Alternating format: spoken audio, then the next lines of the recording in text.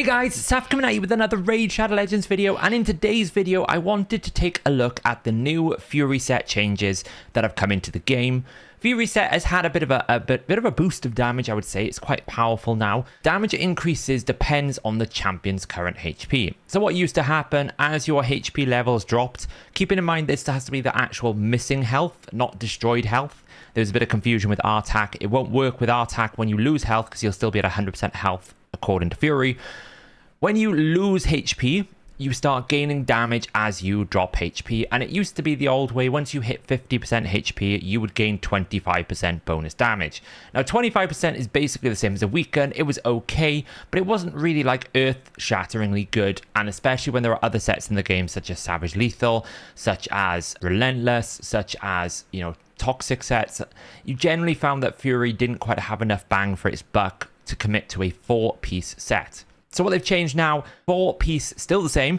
Damage increases depends on the champion's current HP. The concept is still the same. Now we go for the first 25%, you'll gain 10% damage. The second 25%, so basically when you hit sort of 75 to 50%, you'll gain 25%. So that is the old way. If you're above 50% HP, you're either going to get 10% or 25%. But now if you drop below 50%, you gain 50% damage. You get double the amount of damage. That's really good in my opinion. Now, it's not necessarily like throw Fury on every single champion, but in some situations, certain champions will benefit a lot from this change. One, as you can see right on the screen right now, is the Maneater. This is going to be what we're going to be looking at in this video today specifically. I don't actually have a Leorius to test on Leorius, unfortunately, but I know Hellhades tested it on his live stream, and it proved to be quite good. So how do you identify who you want to be looking to put Fury on? Well, you want to put it in situations where you know you can be below like 50% HP on a regular and safe basis. So, for example, the most obvious one would be BATEATER. BATEATER team is Maneater, Painkeeper, Seeker, and then a DPS option. The team that I'm going to be showing you today is a version of BATEATER, but it is using the Countess Licks. I did a video on the team a couple of weeks back, so you can go and see that full video if you want to know how it works. It's quite a high-speed team a little bit, but it was trying to basically replace the Painkeeper with the Countess Licks, and we managed to do so. When you're running that team, you're using the unkillable buff from Maneater, which means you cannot die. You got a 1 HP, but you cannot die until turn 50 on the clan boss. So you're always below 50% HP. Well, in that situation, we're basically going to guarantee ourselves 50% bonus damage. So that is quite strong. But what we're going to do in this video is we're actually going to look at the math to actually sort of figure out, is it actually worth it even with that 50% or not? So that's the first check. Now, the other situation where you might want to use Fury is on champions that can guarantee themselves or gain benefit from being on lower HP. So, for example, the most obvious one would be Leorius. Leorius has a passive. Every 1% he loses, he gains 1% damage. And if he goes to like near fatal, he gives himself unkillable. Now, this obviously can be countered by disabling his passive with someone like a Ronda or Romantu, or you can place a block buffs on Leorius. And then obviously he cannot do that here as well. So there's ways to get around it. But generally, you have to be careful if you take Leo down to a low HP because he starts hitting really hard. So not only will you get his passive, but now you can boost his damage by Fury. But what you also need to be mindful of is Savage Cruel ignores defense. So the real question is, does 50% raw bonus damage beat a 30% ignore defense? We're going to have a look at that math as well for Leorius. Other champions you might want to use it for are champions such as Skullcrown, who is in the Night Rev. I always think she's in Dark Elf, because Skullcrown has a similar effect. If she goes below 20% HP, she's going to get unkillable. A lot of people used to put a counterattack set on Skullcrown. I think a Fury plus Retaliation is not a bad shout now for a Skullcrown because it'll boost her A1 damage by 50%, which is very, very strong. It makes her possibly a scary option there. So someone like a Skullcrown is another great option. You could try and mess around with Black Knight's passive here. He will go unkillable if he loses 15% of his max HP. And again, he has like this damage increases the amount of HP this champion loses. So the more HP he loses, the more damage he does. So it kind of fits that mold. You see where I'm going. Champions that basically have some way of staying alive and benefit from being on lower HP, Fury might be an option. So this is the clan boss team that I ran as well. I basically ran it before on stream, before we'd made all the changes to the Maneaters. Then we changed the Maneaters over and then we ran it afterwards. So I've got screenshots of a before and after build. The 6-star Maneater, I basically matched his stats identically. I think he lost 8% crit damage. So it's a good example looking at that 6-star Maneater to go, okay, same stats, but one with Fury, one without, which one benefited? And we can see the actual gap and difference. There was only the slight change where I think we ran on a different affinity, but it doesn't affect the Maneaters for the playtest here. So let's get to the math section of this video. The first thing I really want to look at here is what happens in a Savage Lethal no decreased defense scenario. So what I want to look at here is if I was using my Maneater in Arena, for example, and I basically attacked with his A2 ability, the biggest attack on his kit. If I put him in Fury Cruel instead of Savage Lethal, how would the matchup be? How would it compare? What we really want to confirm is Savage Lethal now worse than Fury when we're below 50% HP, or is it still better to go with Savage Lethal universally? When we did this test for Zeal, we basically concluded that unless you 100% ignore defense, Savage Lethal was still better, because it was more consistent and it required the enemy to be remaining at a high HP and it needs to be one hit. So if it recalculated, you lose the benefit too quickly. With this scenario, there is a little bit more flexibility in my opinion, because you can control the mechanisms that make the Fury set good. With Zeal, it was kind of dependent on the enemy staying at high HP, which is obviously counterintuitive to winning an arena fight. In this scenario, you actually want Leoris to be on low HP. You'd want Skullcrown to maybe go on lower HP. You'd want the Black Knight to go on lower HP. That's where the damage comes from. So it's kind of like a little bit more intentional. So it's easier to actually say, okay, it's easier to manage. It's easier to enable. So I basically mapped some defensive numbers down here. We preempted a sort of clan boss defense here and also a clan boss with a 6-star cruelty. These are the two defensive numbers that matter there. But really for this test, we wanted to look at sort of an arena setting, which would be about 4,000 defense. These numbers for ignoring defense are all done without the decreased defense debuff for a realistic arena setting where, to be honest, you can't really debuff anymore. So how much better is the setup? So we've got a raw hit of 96,695.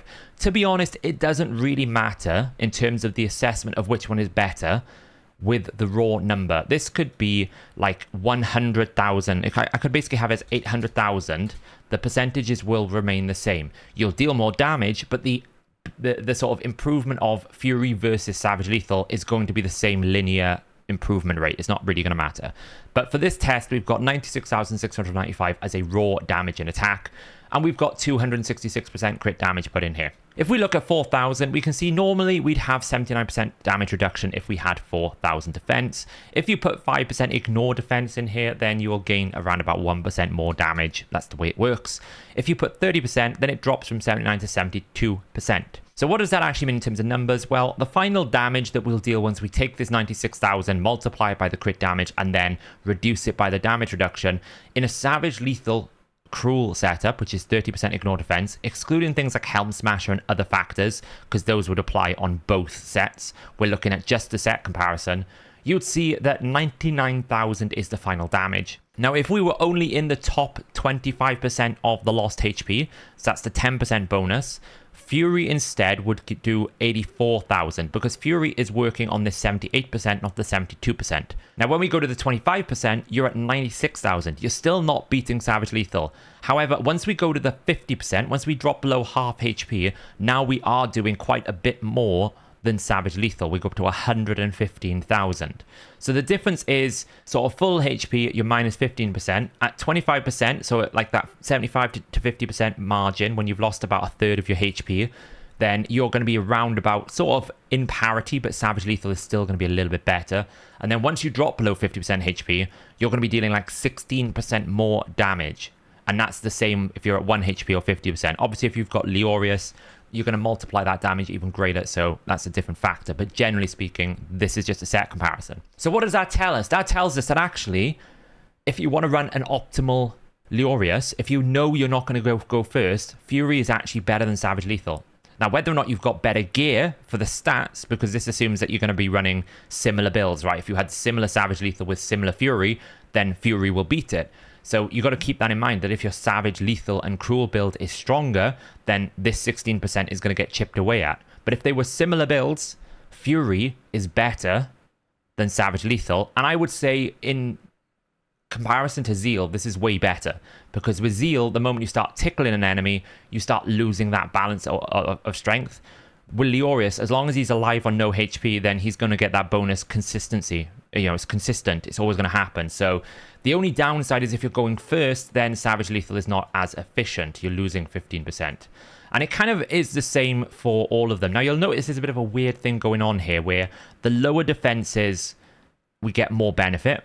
Then that higher defense, in the middle, you see Fury doesn't do as well. It starts losing its potency. And then as we get up to more extreme defenses, Fury increases further. And that's because of the way that Ignore Defense works with the damage reduction formula.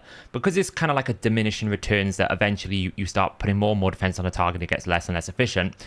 The way that it works with Ignore Defense is you kind of have like this two-section area, the super low defenses and the super high defenses. Ignore Defense doesn't really benefit you. Crushing Rend doesn't really benefit you.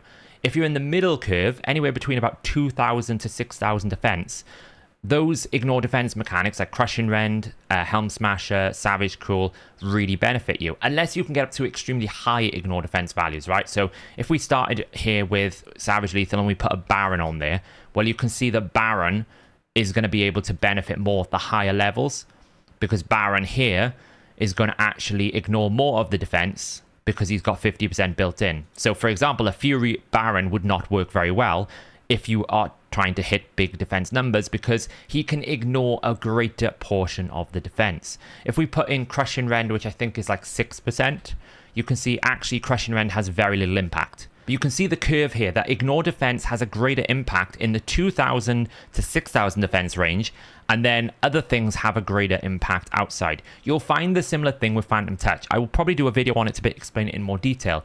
Phantom Touch gets more value at low defenses and high defenses, whereas Crushing Rend at 6-star, if we're comparing 6-star versus 6-star, is better in the middle range. And we're seeing a similar thing here.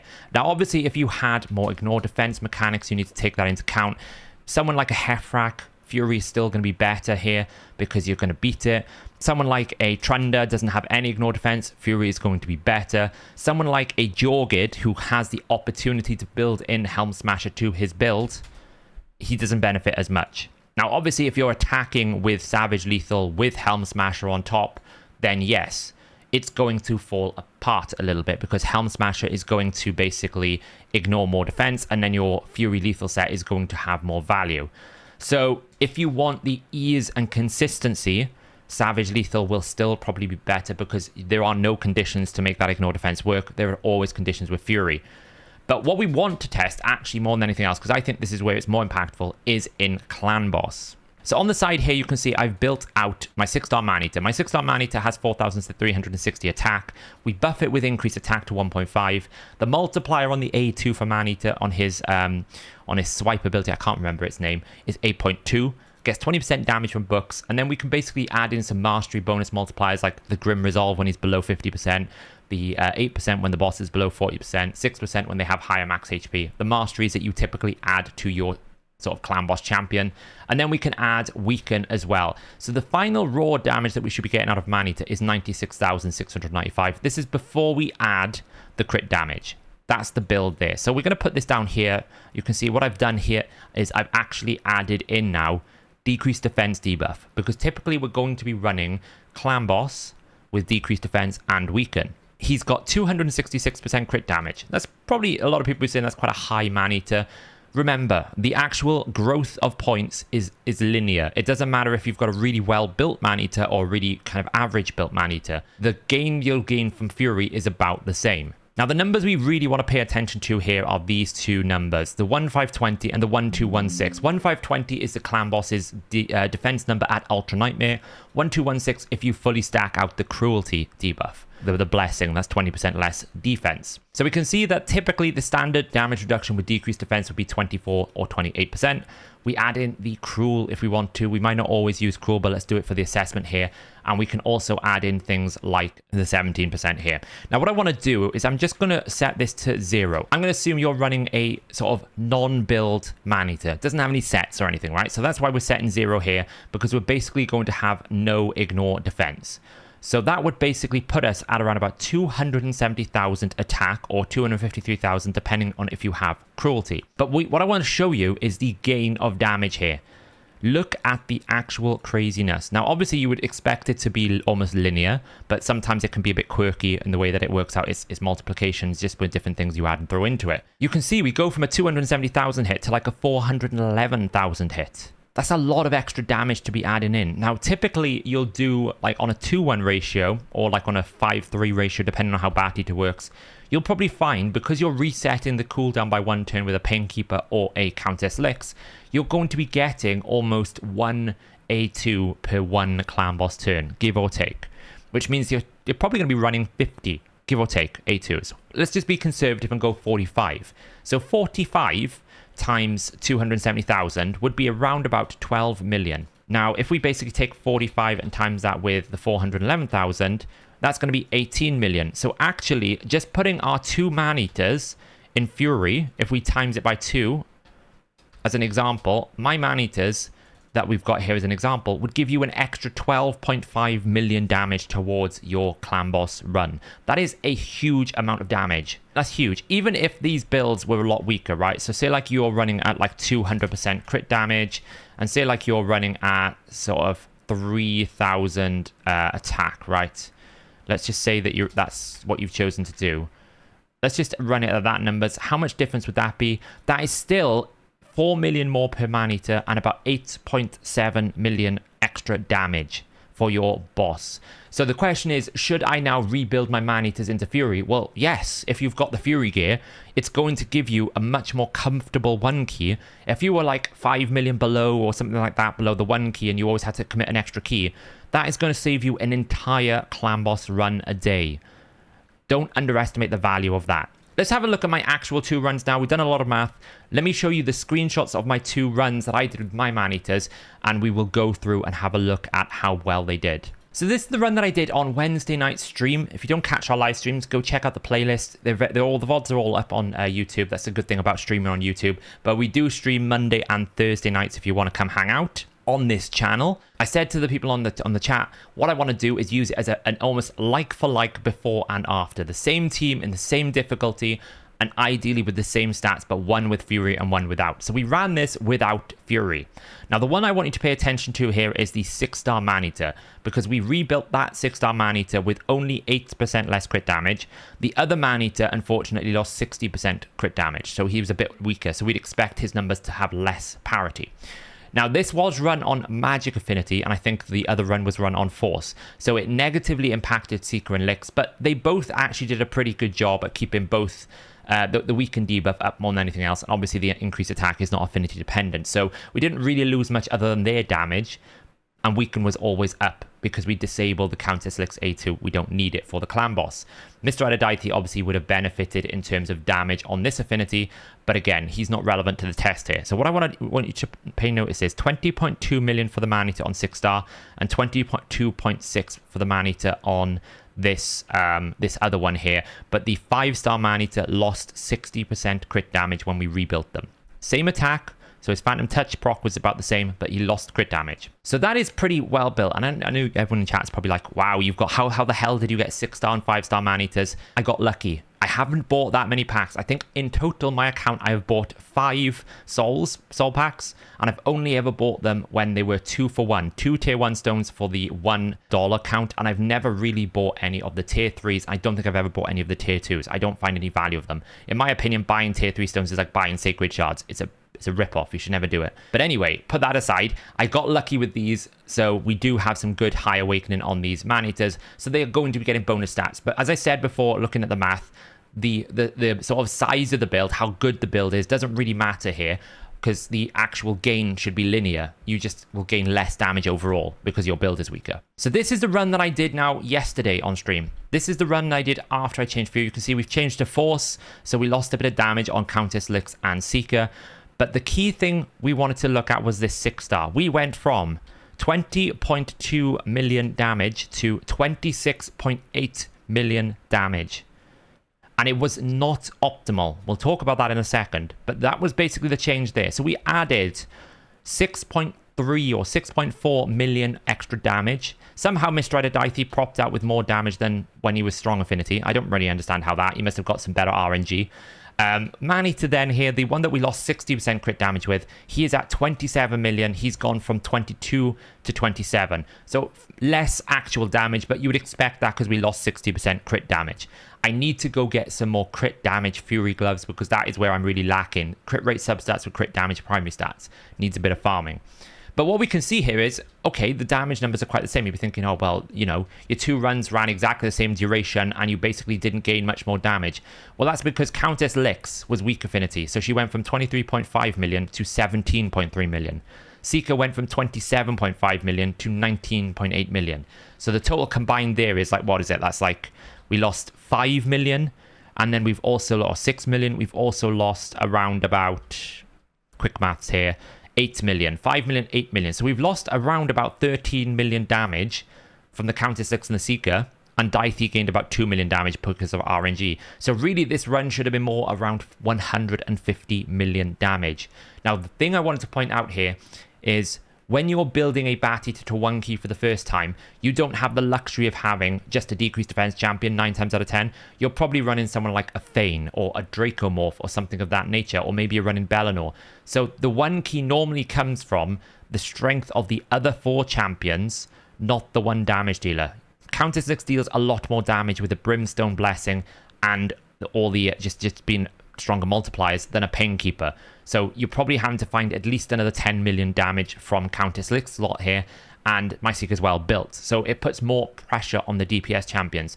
By having Fury set, you can just gain about 8 million damage. That probably might push you from a 60 million key to a 71 million 1 key, which means it's 1 less clan boss run a day. That is 20 minutes of your life saved. Fury set is really, really good. Now, some of the things I did notice when we were on stream, we were talking about it, I was making a few mistakes here because typically what you would normally do with a Maneater is you would run Life Drinker because you want to heal up enough so that you can get this Retribution Mastery. So the idea is you heal up when you do your A2, you get to about 50% HP, the clan boss attacks you, takes 25% of your HP, and then you can counterattack for more damage. Well, in the Fury sense, we were actually lifting ourselves above the 50% mark, so we were losing 25% damage. So it's probably optimal for you to drop the Life Drinker Mastery because you don't want it. There's not really anything better to take, unfortunately. There's not like there's any other masteries that are going to help you here. So you'll probably want to drop Life Drinker, and you don't really need to go into the defense tree. You could probably go the support tree if you want. Although I would say there's not really that much benefit on either side because you're going to be running Fury set. Fury set doesn't give you stats. And the recommendation I would have is you would run a Retaliation set as your second set on this build. If you want, you can run Cruel, and that will give you some more attack. You can use Law of Steel to basically boost that a little bit.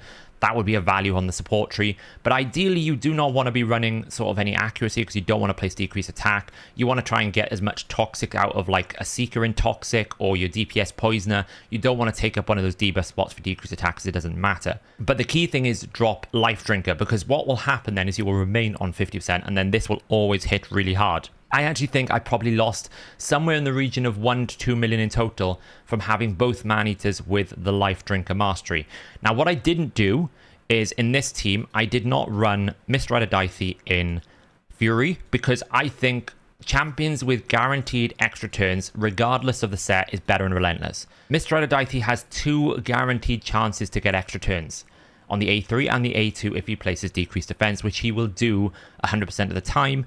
But obviously, if the decreased defense is at 2 turn duration, he can't replace it, if that makes sense. So having Mr. Aphrodite in Relentless means I have more opportunities to roll an extra turn, and then it means he can at times cycle. So Mr. Aphrodite better in Relentless, although I should probably look to drop the split set and put in retaliation. Same for this set. I should drop the resilience set and put in retaliation. The same for this Maneater. Drop these two pieces and put in retaliation. That is what I recommend now for a lot of clan boss. If you have the space and you do not need the speed, retaliation.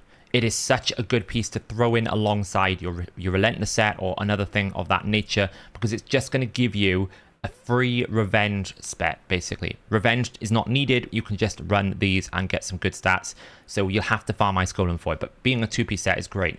I think you drop the masteries now for this Life Drinker, and you drop Retribution, and instead you bring Retaliation.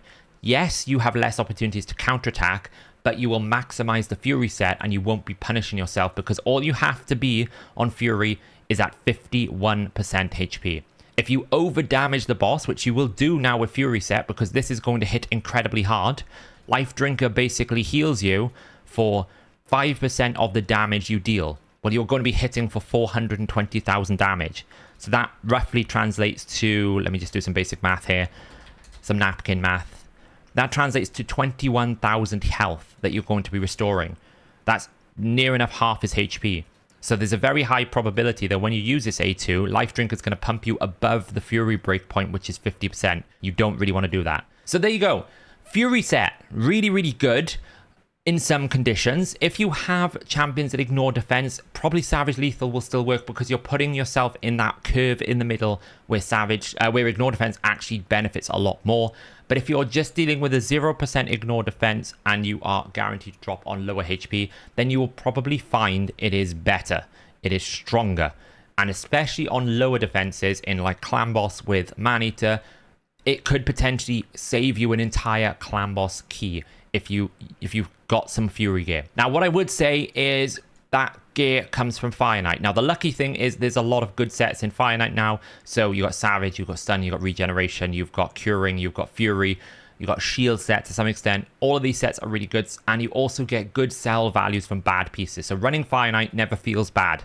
But now, Retaliation, in my opinion, is one of the best sets in the game, as is Cursed. I haven't covered them yet, but I will be looking at those two sets in specific videos as well.